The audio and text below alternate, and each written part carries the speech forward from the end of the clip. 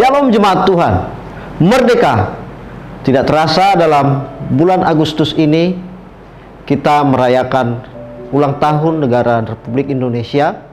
Kita percaya juga bahwa di setiap proses-proses yang kita jalani dalam kehidupan kita, kita sudah merdeka di dalam Tuhan. Firman Tuhan pada hari ini yakni dari kitab 1 Yohanes 5 ayat yang kelima. Demikian firman Tuhan. Siapakah yang mengalahkan dunia selain daripada dia yang percaya bahwa Yesus adalah anak Allah? Firman Tuhan ini tentunya menguatkan kita dengan bagaimana iman kita yang sedang berada di tengah-tengah goncangan dunia, dan bagaimana iman kita mengalahkan dunia. Tentu yang perlu kita pelajari dari firman Tuhan ini yakni bahwa di tengah-tengah pertandingan yang ada di dalam setiap kehidupan kita, ketika kita menghadapi setiap arus dunia yang terjadi saat ini, yang pertama harus kita tahu bahwa kita harus tahu dulu bagaimana cara menghadapi musuh yang sedang ada di dalam kehidupan kita. Arus dunia yang sedang terjadi, yang setiap manusia sedang hadapi. Kalau kita tidak mengetahui kekuatan seberapa besar yang musuh kita hadapi, tentu kita akan tergilas oleh kekuatan itu. Demikian pula dengan kita sebagai anak-anak Allah, yang setiap saat hidup kita ini berada di tengah-tengah pertandingan dunia.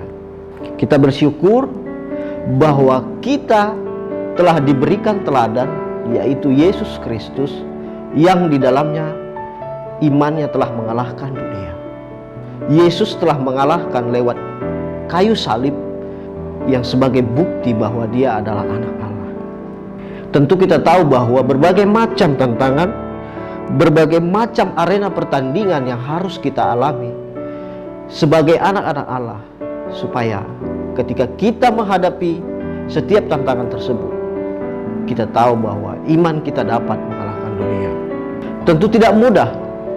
Ada saja kegagalan-kegagalan yang terjadi, ada saja kehidupan-kehidupan yang coba menggoncang kehidupan kita, ada saja problem-problem yang mengganggu kehidupan iman kita ketika kita berhadapan dalam pertandingan dunia.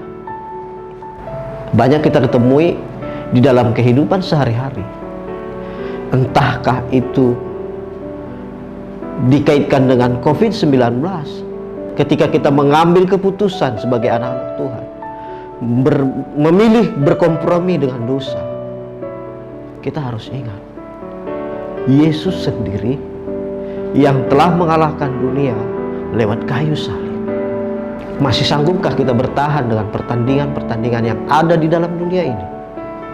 Sesungguhnya di dalam setiap kehidupan kita, pertandingan yang harus kita hadapi itu bukanlah pilihan, tetapi itu adalah konsekuensi bahwa kita adalah anak-anak Allah yang harus membuktikan bahwa iman kita sesuai dengan apa yang ada di dalam rancangan Allah. Contoh, ketika seorang pemain sepak bola bintang dunia, katakanlah Cristiano Ronaldo, dia mempunyai anak.